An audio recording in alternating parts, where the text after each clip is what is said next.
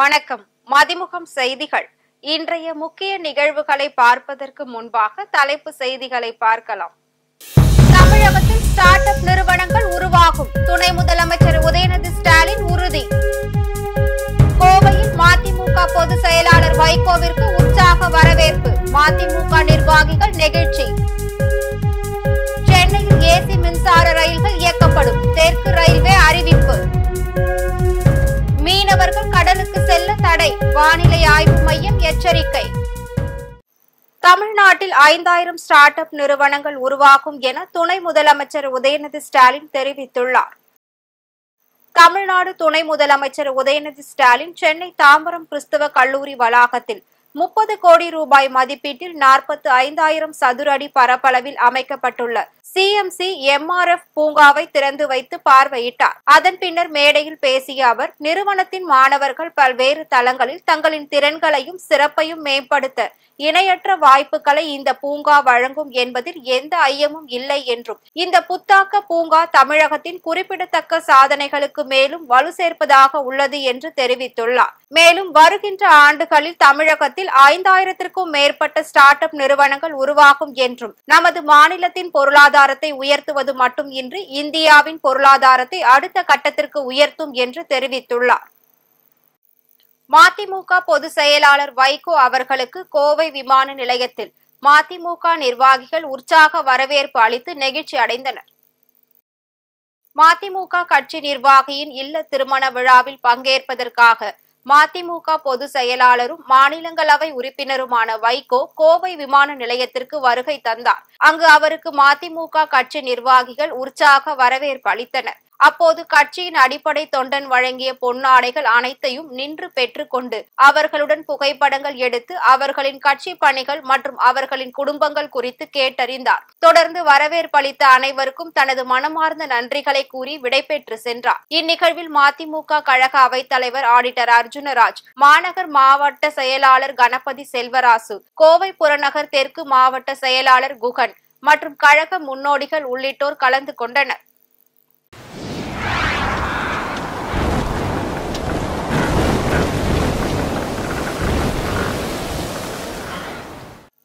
தமிழக கடலோர பகுதிகளில் சூறாவளி காற்று வீசக்கூடும் என்பதால் மீனவர்கள் கடலுக்கு செல்ல வேண்டாம் என வானிலை ஆய்வு மையம் எச்சரிக்கை விடுத்துள்ளது. வளிமண்டல சுழற்சி காரணமாக அடுத்த 24 மணி நேரத்தில் தென்கிழக்கு வங்கக்கடல் பகுதிகளில் குறைந்த காற்றழுத்த தாழ்வு பகுதி உருவாகக்கூடும் என இந்திய வானிலை ஆய்வு மையம் தெரிவித்துள்ளது. மேலும் இது அடுத்த 2 நாட்களில் ஆழ்ந்த காற்றழுத்த தாழ்வு பகுதியாக வலுப்பெற்று மேற்கு வடமேற்கு திசையில் தமிழ்நாடு கடலோர பகுதிகளை நோக்கி நகரக்கூடும் என்றும் தெரிவித்துள்ளது. மேலும் தமிழகம், புதுச்சேரி மற்றும் காரைக்கால் பகுதிகளில் இடி மின்னலுடன் கூடிய லேசானது முதல் மிதமான மழை பெய்யக்கூடும் என்றும், சென்னை மற்றும் புறநகர் பகுதிகளில் வானம் மேகமூட்டத்துடன் காணப்படும் என்றும் வானிலை ஆய்வு மையம் அறிவித்துள்ளது.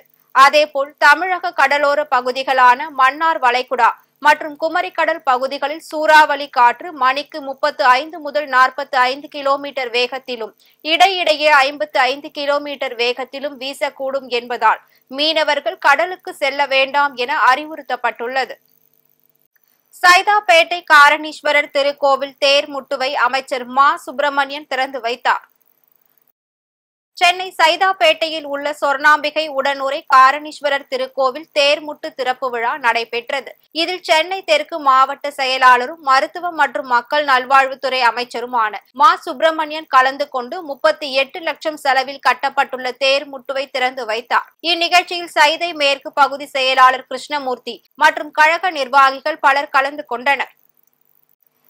சென்னையில் புறநகர் பகுதிகளில் ஏசி மின்சார ரயில்கள் ஜனவரி மாதத்தில் இருந்து இயக்கப்படும் என்று தெற்கு ரயில்வே தெரிவித்துள்ளது. புறநகர் மின்சார ரயில்களில் ஏசி வசதி கொண்ட ரயில்களை இயக்க வேண்டும் என்ற கோரிக்கை பயணிகள் மத்தியில் நீண்ட நாட்களாக முன்வைக்கப்பட்டு வந்தது. ஏசி கோச்சுகள் கொண்ட சிறப்பு ரயில் பெட்டிகள் தயாரிக்கும் பணி முடிவடைந்துள்ள நிலையில் வருகின்ற ஜனவரி மாதம் முதல் மின்சார ஏசி ரயில்கள் இயக்கப்படும் என்று தெற்கு ரயில்வே தெரிவித்துள்ளது. 12 பெட்டிகள் கொண்ட இந்த ஏசி மின்சார ரயில்கள் சென்னை, செங்கல்பட்டு, மோர் மார்க்கெட், ஆவடி, அரக்கோணம், கும்மிடிப்பூண்டி ஆகிய வழித்தடங்களில் இயக்கப்படும் என்றும், வேளச்சேரி கடற்கரை வழித்தடங்களில் இந்த ரயில்களில் இயக்கப்படாது என்றும் தெரிவித்துள்ளது. மேலும் இந்த ரயில்களில் பயண கட்டணமானது 10 கிலோமீட்டருக்கு 29 ரூபாயும், புறநகர் ரயிலில் 11 முதல் 15 கிலோமீட்டருக்கு 37 ரூபாய் கட்டணமாகவும், 16ல் இருந்து 25 கிலோமீட்டருக்கு 65 ரூபாய் கட்டணமாகவும் நிர்ணயிக்கப்படும் என்று குறிப்பிடப்பட்டுள்ளது. மழை வெள்ளத்தால் விவசாய பயிர்கள் பாதிப்பிற்கு உரிய நிவாரணம் வழங்கப்படும் என அமைச்சர் KN நேரு தெரிவித்துள்ளார். நெல்லை மாவட்டத்தில் பெய்த தொடர் கனமழையால் மாவட்டத்தின் பல்வேறு பகுதிகளில் வெள்ளப்பெருக்கு ஏற்பட்டுள்ளது. இந்நிலையில் மழை வெள்ளம் பாதிக்கப்பட்ட பகுதிகளை நகராட்சி நிர்வாகத்துறை அமைச்சர் KN நேரு 2வது நாளாக ஆய்வு செய்து பணிகளை துரிதப்படுத்த அதிகாரிகளுக்கு உத்தரவிட்டார். அதனைத் தொடர்ந்து விவசாய பயிர்கள் சேதமடைந்து இருப்பது குறித்து முதலமைச்சரிடம் ஆலோசனை செய்துவிட்டு உரிய நிவாரணம் வழங்கப்படும் என உறுதி அளித்துள்ளார். இந்நிகழ்ச்சியில் தமிழக சட்டப்பேரவை தலைவர் அப்பாவு, முன்னாள் சபாநாயகர் ஆவுடையப்பன், முன்னாள் அமைச்சர் TPM மைதீன் கான், மாவட்ட கண்காணிப்பு அலுவலர் சந்தீப் நந்தூரி, மாவட்ட ஆட்சியர் கார்த்திகேயன் மற்றும் பாளையங்கோட்டை சட்டமன்ற உறுப்பினர் அப்துல் வஹாப், மேயர் ராமகிருஷ்ணன் மற்றும் வருவாய்த்துறை மாநகராட்சி அதிகாரிகள் பலர் கலந்து கொண்டனர். கரூரில் பிரியாணி கடை உரிமையாளரிடம் பணத்தை ஏமாற்றிய அதிமுக IT விங் நிர்வாகியை காவல்துறையினர் கைது செய்து சிறையில் அடைத்தனர். கரூர் அதிமுகவின் தகவல் தொழில்நுட்ப பிரிவு நிர்வாகி பசுபதி செந்தில் என்பவருக்கு சொந்தமான இடத்தில் கிருஷ்ணன் என்பவர் பிரியாணி கடை நடத்தி வந்துள்ளார். இந்நிலையில் பணிகள் முடிந்த பின் கிருஷ்ணனுக்கு கடையை குத்தகைக்கு விடாமல் வேறு ஒருவருக்கு கடையை வாடகைக்கு விட்டுள்ளார். பசுபதி இதனைத் தொடர்ந்து குத்தகைக்காக தான் கொடுத்த 5 லட்சம் ரூபாய் பணத்தை திருப்பி தருமாறு அதிமுக தகவல் தொழில்நுட்ப பிரிவு நிர்வாகியிடம் கடையின் உரிமையாளர் கேட்டுள்ளார். பணத்தை திருப்பி தர மறுத்ததால் கரூர் நகர காவல் நிலையத்தில் கடையின் உரிமையாளர் புகார் அளித்துள்ளார். புகாரின் பேரில் பசுபதி செந்திலை காவல்துறையினர் கைது செய்து கரூர் கிளை சிறையில் அடைத்தனர். அரியலூரில் கனமழையால் பாதிக்கப்பட்ட பகுதிகளை அமைச்சர் சிவசங்கர் நேரில் சென்று பார்வையிட்டு பாதிக்கப்பட்ட மக்களுக்கு நிவாரணப் பொருட்களையும் வழங்கினார். அரியலூர் மாவட்டத்தில் கடந்த சில தினங்களாக அதிக கனமழை பெய்து வருவதால் குளங்கள் மற்றும் ஏரிகளில் நீர் நிரம்பி வெள்ளப்பெருக்கு ஏற்பட்டுள்ளது. இதனால் மழை வெள்ளம் பாதிக்கப்பட்ட பகுதிகள் மற்றும் விவசாய நிலங்களை போக்குவரத்து துறை அமைச்சர் சிவசங்கர் நேரில் சென்று பார்வையிட்டு ஆய்வு மேற்கொண்டார். அதன் பின்னர் விவசாயிகளிடம் குறைகளை கேட்டறிந்து மழைநீர் வெளியேற்றத்தை துரிதப்படுத்த அதிகாரிகளுக்கு உத்தரவிட்டார்.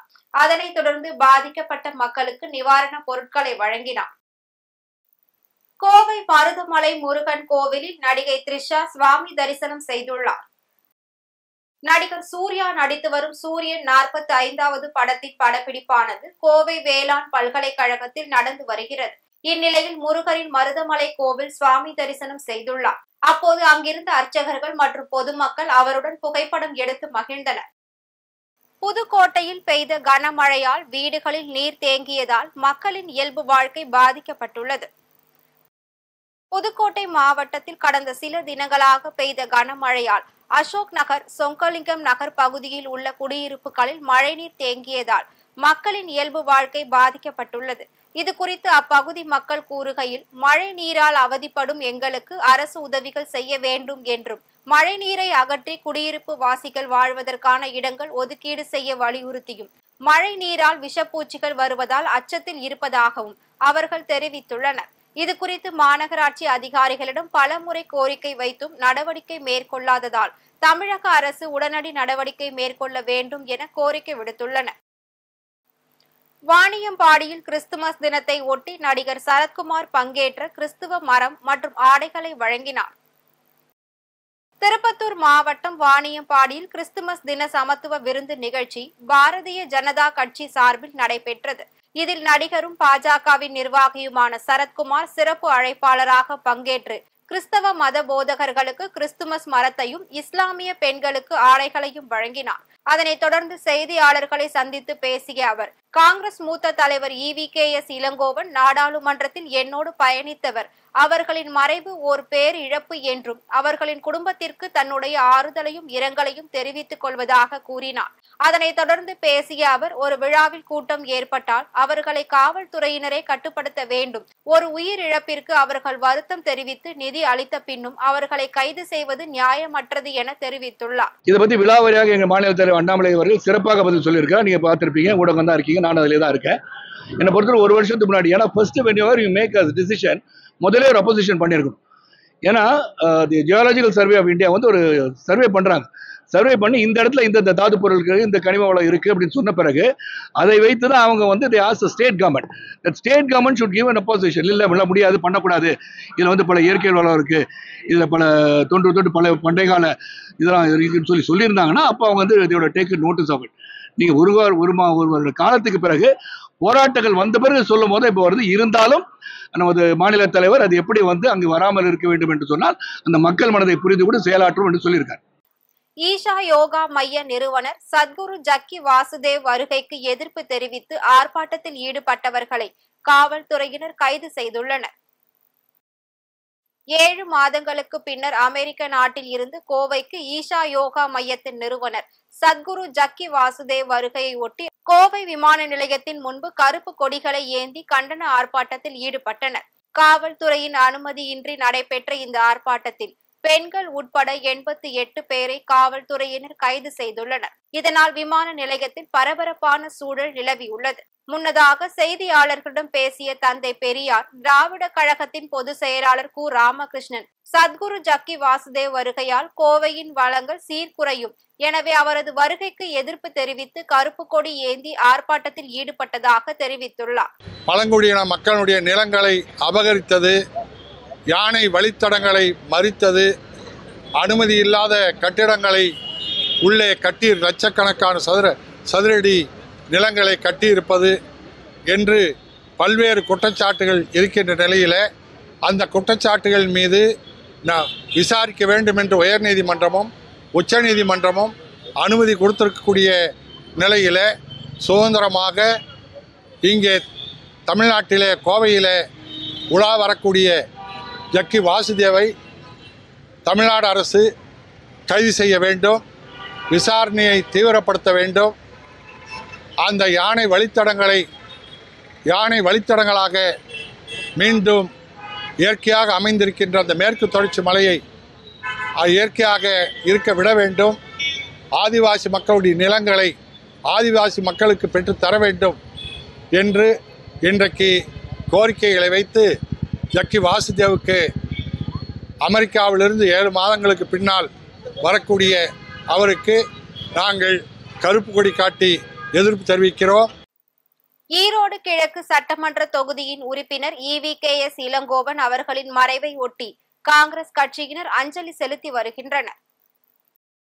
தமிழக காங்கிரஸ் கட்சியின் முன்னாள் மாநில தலைவரும் ஈரோடு கிழக்கு சட்டமன்ற தொகுதியின் உறுப்பினருமான EVKS இளங்கோவன் நுரையீரல் பாதிப்பு பிரச்சனையின் காரணமாக மருத்துவமனையில் சிகிச்சை பெற்று வந்த நிலையில் சிகிச்சை பலனின்றி நேற்று காலமானார். அவரது மறைவை ஒட்டி தமிழகம் முழுவதும் உள்ள காங்கிரஸ் கட்சி தொண்டர்கள் அஞ்சலி செலுத்தி வருகின்றனர். அதன் ஒரு பகுதியாக நெல்லை காங்கிரஸ் கட்சி அலுவலகத்தில் அவரது திருவுருவ படத்திற்கு நெல்லை மாநகர் மாவட்ட தலைவர் சங்கர பாண்டியன் தலைமையில் மாலை அணிவித்து மலர் தூவி அஞ்சலி செலுத்தினர். அதேபோல் கரூர் காங்கிரஸ் மாமன்ற உறுப்பினர் ஸ்டீபன் பாபு தலைமையில் கட்சி அலுவலகம் முன்பு அவரது திருவுருவ படத்திற்கு மாலை அணிவித்து மலர் தூவி மரியாதை செலுத்தினர். ஜார்ஜியாவின் புதிய அதிபராக முன்னாள் கால்பந்து வீரர் மிக்கேல் காவலேஷ்வேலி தேர்வு செய்யப்பட்டுள்ளார். ஜார்ஜியா நாட்டில் நேற்று நேரடியாக அதிபரை தேர்வு செய்யும் தேர்தல் நடைபெற்றது. அதில் ஜார்ஜியன் ட்ரீம் கட்சி வேட்பாளராக முன்னாள் கால்பந்து வீரர் மிக்கேல் காவலேஷ்விலி 300 உறுப்பினர்களை கொண்ட நாடாளுமன்றத்தில் 224 வாக்குகளை பெற்று வெற்றி பெற்றுள்ளார். இந்நிலையில் ஜார்ஜியா நாட்டின் முன்னாள் அதிபர் சலோமி சொராபிச்விலி தேர்தலில் முறைகேடுகள் நடைபெற்றதாகவும் எனவே மீண்டும் தேர்தல் நடத்தப்பட வேண்டும் என்று கோரிக்கை விடுத்துள்ளார். மீண்டும் தலைப்புச் செய்திகள். தமிழகத்தில் ஸ்டார்ட் அப் நிறுவனங்கள் உருவாகும், துணை முதலமைச்சர் உதயநிதி ஸ்டாலின் உறுதி. கோவையில் மதிமுக பொதுச் செயலாளர் வைகோவிற்கு உற்சாக வரவேற்பு, மதிமுக நிர்வாகிகள் நெகிழ்ச்சி. சென்னையில் ஏசி